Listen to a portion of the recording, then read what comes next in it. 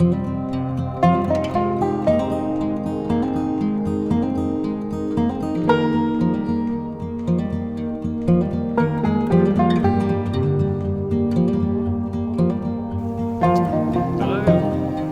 just caught my first wrasse of the session. I hope I got it on camera, but it was only after when I was trying to unhook the wrasse I realised that the camera had actually gone off. I'd run out of battery. I'm quite new to this action cam I've got here, and it seems like it's lasted like a couple of hours, a whole battery. I've got two of them, so I'm just going to have to try and use it sparingly. I'm only going to know if I've caught the catch on camera later on when I get home. Hopefully I have. Anyway, it's a lovely day here in sunny Cornwall, and I've caught decent sized wrasse, 2.5, 3 pounds sort of size. Comes as a bit of a shock actually. Just as I was about to lift the slug go lure out of the water, he jumped on it. Anyway, I've seen a lot of fish swimming about. I don't know what they were. I can only assume they were wrasse. I've got my suspicions that I saw bass go across here. Yeah, I'm trying to get the hang of saving some of my battery on both my phone and my camera, because you know sometimes you can have quite long good sessions down here, and I'd like to capture it all on camera if I can. Let me turn this around and we'll have a good look.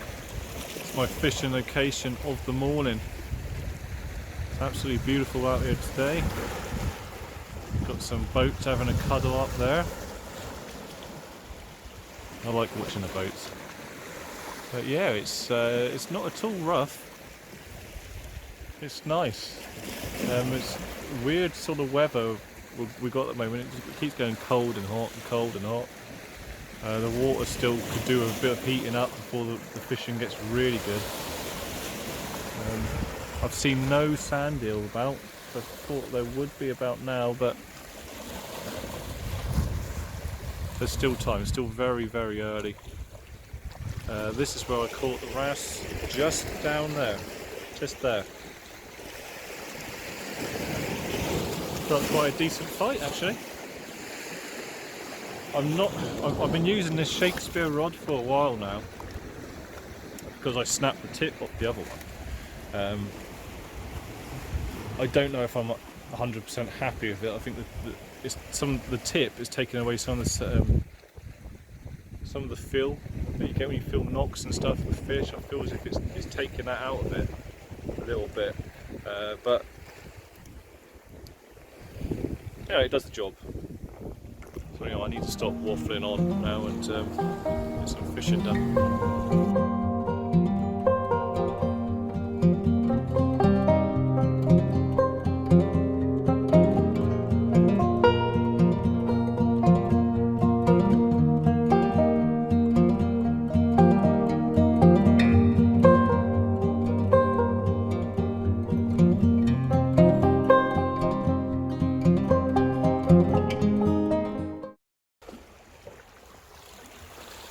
Well, good morning. Made it out. It is 6 minutes past 7 in the morning. High tide is at 8:47, I believe. It's one of those tides where looks like somebody's left the water running, because it is pretty damn high. Let's see the beach over there. So I haven't brought much with me. All I've brought with me today is my spinning rod, my ginger, however you pronounce it, and some of these black minnows. So hopefully we'll catch a bass or something. Be nice. Let's just see how we get on.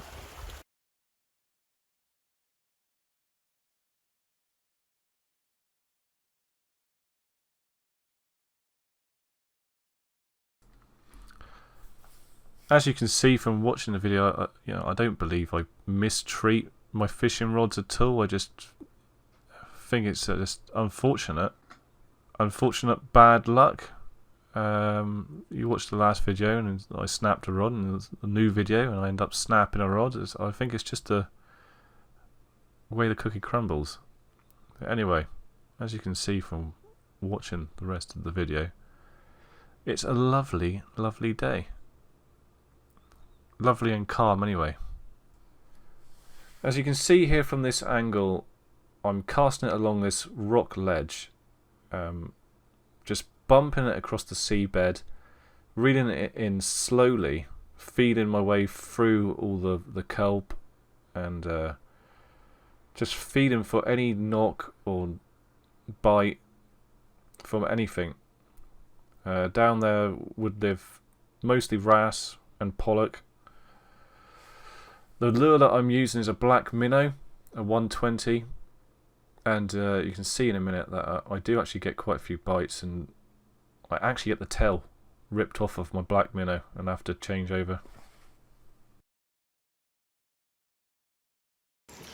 Seem to be getting a few bites now, but the only problem is just nipped the end of my lure off. Oh no, so I think I'm going to have to replace that quickly. Well, it's not the bass I was after. Came out with this rock pool a minute, soaking me. I did get myself a little wrasse. Actually put up quite a surprising fight actually. He is very well hooked. There we have it. Lovely little wrasse. Get him back straight away. See if we can get a bass. He's off as soon as he hit the water.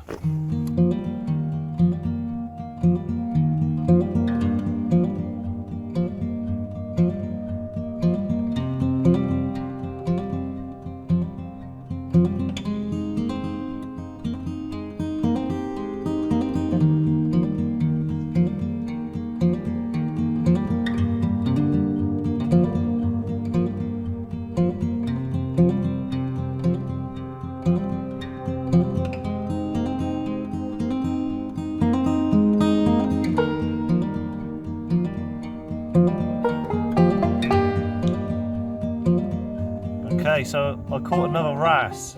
It's a bit bigger than the last one.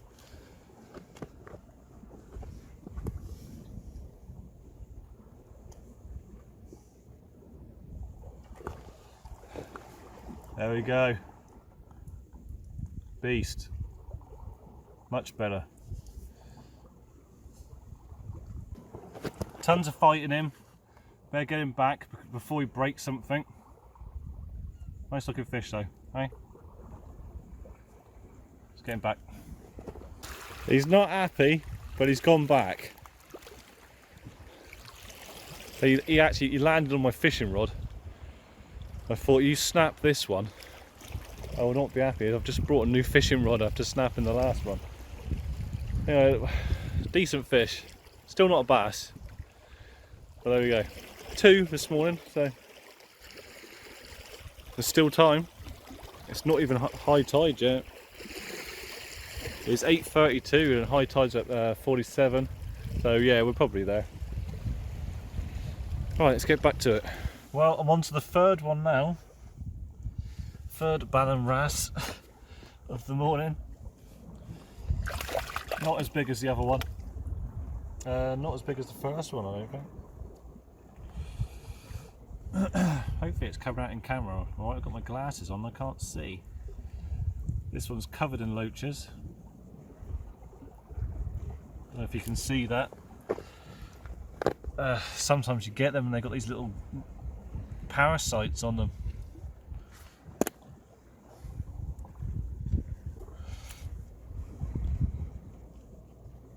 There's a little guy. Nice little Ballan. Get him back.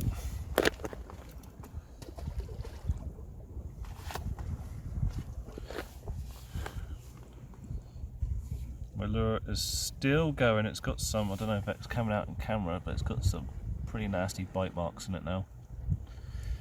But so far, good morning. It would be an even better morning if I could find a bass, but there we go. Right, so I went out, I'm restoring this split cane rod, and I needed some varnish for it. So I went out to B&Q to see what they had, and all they didn't have the stuff I used last time. They had this outdoor stuff, so I went and got that, thinking, oh, I don't know if it's gonna do. And then I was going through my shed and I found the old one, and this is the cheapest of the cheap Wilco yacht varnish. Got to remember that's where I got it from last time, so I get some more of that. Because the last split cane rod that I restored, it came up very well. This isn't it. This is the other half of the rod, but this is what we're working with here. I've got to strip this all down to match the other one. The other this bit here. I should have taken a video of it before, but this, apart from having a separation in the split cane, right there I had to repair. It's come out very well actually. It was extremely warped, so I had to. What I did for that is I heated it up over a kettle and just continuously, looked at it and just worked it until it straightened out again. But it's very good now. This one's actually, reason I'm really interested in this one is because it's a vintage spinning rod, split cane spinning rod, which I don't see ever, and that's like my kind of fishing. So I want to get this thing restored. I'm going to take it down and have a go with it, and just see how well it was back in the day. It's just quite interesting, and I really like wood and stuff. I've just been an old joiner. I kind of have this thing for working with wood, and I quite enjoy it. So yeah, that's it. So I'm going to get to working on that, and I'll take some video of it, and then I'll take it out and see if we can catch a fish. Taking my mic off now, I don't know how it sounds now. What I'm going to do is I'm going to varnish this bit and leave it. Sorry, I'm going to varnish this section and just leave it there drying while I work on the butt section of the rod. So I'm just going to varnish this quickly.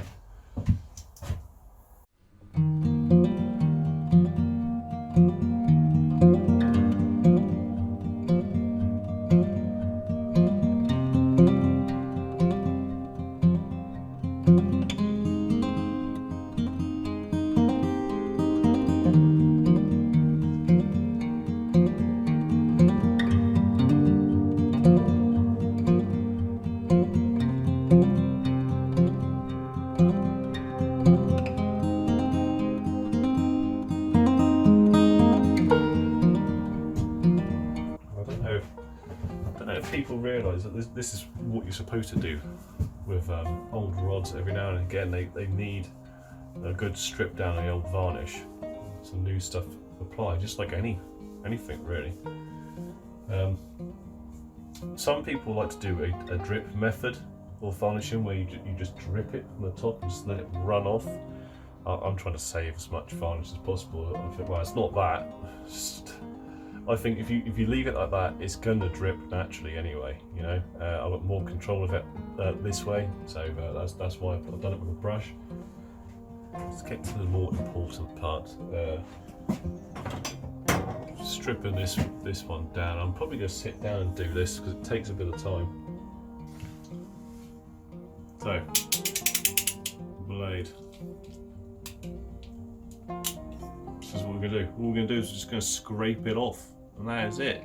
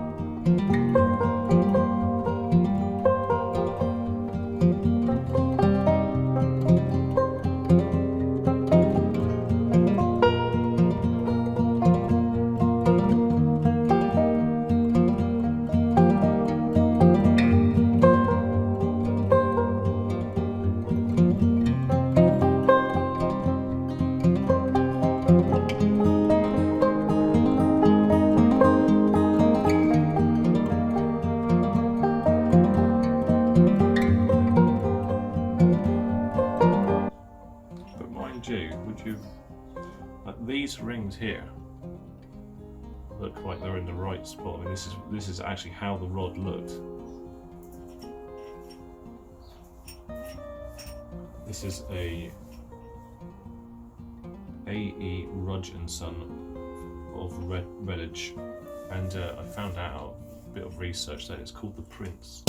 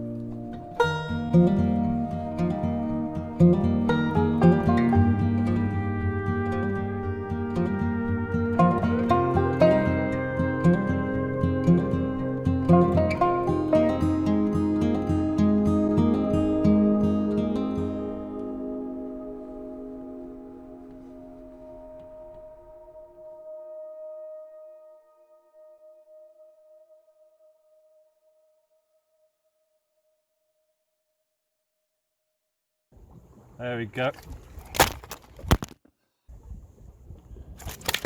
Shit.